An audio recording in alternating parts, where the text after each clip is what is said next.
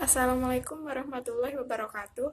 Perkenalkan, saya Salsa Nifatul Fatimah, NPM 2101020023, kelas 21 Akuntansi B, akan menjelaskan materi tentang Al-Islam yang berisi tentang pengertian dan karakteristiknya. Pembahasan pertama dimulai dari pengertian secara bahasa. Pengertian secara bahasa ada 5 kata. Yang pertama, aslama, berarti menyerah, berserah diri, tunduk, patuh, dan masuk Islam. Di dalam Al-Quran terdapat pada surah Al-Baqarah ayat 122, surat Ali Imran ayat 20 dan 83, surah An-Nisa ayat 125, dan surah Al-An'am ayat 14.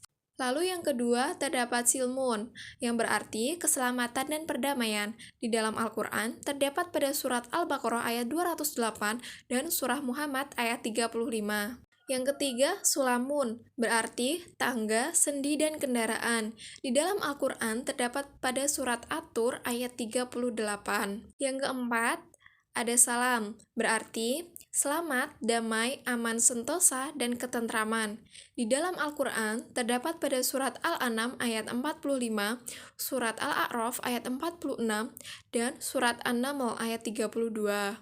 Yang kelima, salim, berarti bersih dan suci. Di dalam Al-Quran, terdapat pada surat Asy-Syu'ara ayat 89 dan surat Asy-Syaffat ayat 84. Kata Islam terbentuk dari 3 huruf, yaitu S, L, dan M. S berarti sin, L berarti lam, M berarti mim, yang bermakna dasar selamat atau salama. Pembahasan kedua tentang pengertian secara istilah. Yang pertama, Islam sebagai milah atau ajaran para rasul. Nama Islam bagi agama ini diberikan sendiri oleh Allah SWT. Allah juga menyatakan hanya Islam agama yang diridhoinya, dan siapa yang memeluk agama selain Islam, kehidupannya akan merugi di akhirat nanti. Pada hakikatnya, Islam adalah agama Allah yang dibawa oleh para nabi dan rasul sejak Nabi Adam alaihissalam hingga risalah Nabi Muhammad SAW.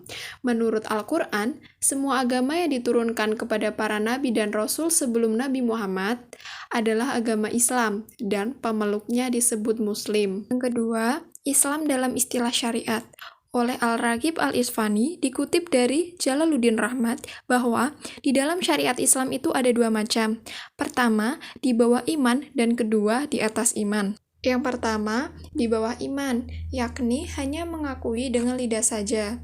Dengan begitu, darahnya belum tentu terpelihara Islam atau tidaknya. Seseorang yang muslim belum tentu mukmin, sebab ada beberapa hal yang mesti terkait untuk naik ke tingkat mukmin. Yang kedua, di atas iman. Bersamaan dengan pengakuan ada juga keyakinan dari dalam hati, pelaksanaan dalam tindakan, dan penyerahan diri kepada Allah dalam segala hal yang telah Allah tetapkan dan telah Allah tentukan. Yang ketiga, menurut beberapa pandangan.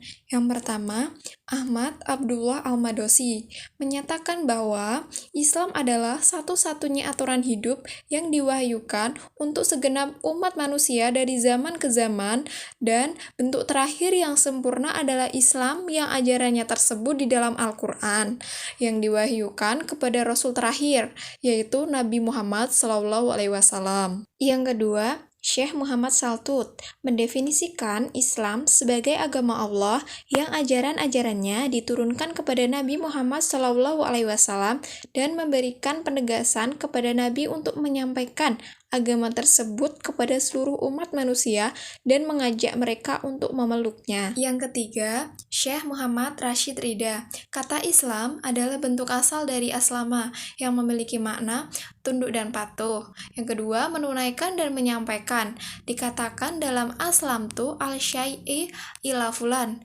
Dan yang ketiga, masuk ke dalam kedamaian, keselamatan, dan kemurnian. Yang keempat, syahid kutub. Islam berarti tunduk atau patuh, taat dan mengikuti, yakni tunduk dan patuh kepada perintah Allah, taat kepada syariatnya, serta mengikuti seluruh ajaran Rasul beserta manhajnya.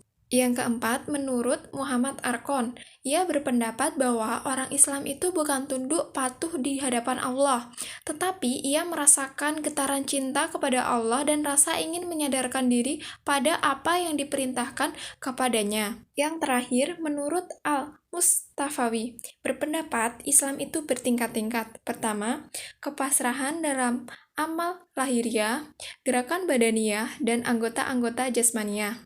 Kedua, menjadikan diri sesuai atau sejalan secara lahir dan batin, sehingga tidak terjadi pertentangan dalam amalnya, niatnya, dan hatinya. Ketiga, menghilangkan kontradiksi, baik dari amal maupun niat. Yang keempat atau yang terakhir, Islam menurut pandangan Muhammadiyah. Majelis Tarjih Muhammadiyah mendefinisikan Islam sebagai agama yang dibawa oleh Nabi Muhammad SAW, yakni yang diturunkan Allah di dalam Al-Quran dan yang tersebut dalam sunnah-sunnah syahih berupa perintah-perintah dan larangan serta petunjuk untuk kebaikan manusia di dunia dan akhirat. Lalu pembahasan selanjutnya tentang karakteristik ajaran Islam. Menurut Yusuf Qadarwi, ada 7 karakteristik ajaran Islam. Yang pertama, Robbaniyah, bersumber dari Allah Subhanahu wa Ta'ala, bukan buatan dari manusia. Tujuannya adalah manusia menyembah Allah sebagai satu-satunya zat yang pantas untuk disembah. Kata Robbani menunjukkan kedekatan yang sangat kuat dengan Robbul Izzati, yakni Allah. Kata ini setidaknya mencakup 2 hal. Yang pertama, Robbaniyah al-Masdar. Robbaniyah dalam bentuk ajaran.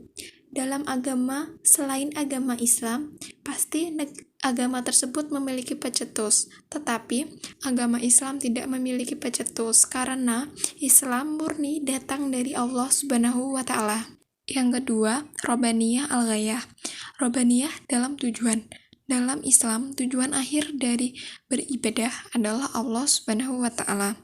Tujuan akhirnya agar manusia dalam mengarungi kehidupan selalu dalam naungan ridho ilahi. Yang kedua, al-insaniyah, bersifat kemanusiaan yang universal, yaitu diturunkan oleh Allah Subhanahu wa Ta'ala sebagai petunjuk untuk seluruh umat manusia, bukan hanya dikhususkan untuk satu kaum atau golongan saja. Yang ketiga, kamulah atau sumuliyah, artinya lengkap dan mencakup seluruh aspek kehidupan. Tidak suatu perkara, baik kecil maupun besar, kecuali Islam telah menerangkan hukumnya.